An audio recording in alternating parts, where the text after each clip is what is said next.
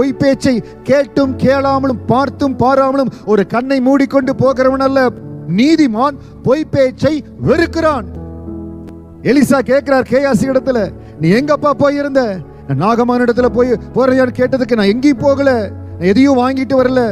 அப்ப எலிசா கேட்கிறார், நீ அவனோடு அந்த ரதத்துல அவன் இறங்கி வருகிற பொழுது என் இருதயம் உன்னோடு பேசவில்லையா?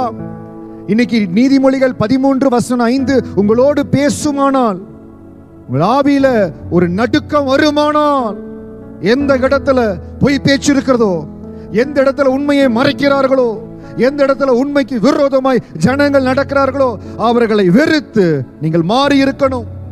அப்பொழுதுதான் நீதிமொழிகள் 13:5 சாட்சியா இருக்க முடியும். அப்பொழுதுதான் நீதிமானுடைய வாழ்க்கையை வாழ முடியும். ஒரு நீதிமான் எல்லாருக்கும் நல்லவனா இருக்க முடியாது. நிறைய பேர் இருக்கிறத பார்த்து இருக்கிற எல்லாரிடத்துல நல்ல பேரா இருக்கணும்.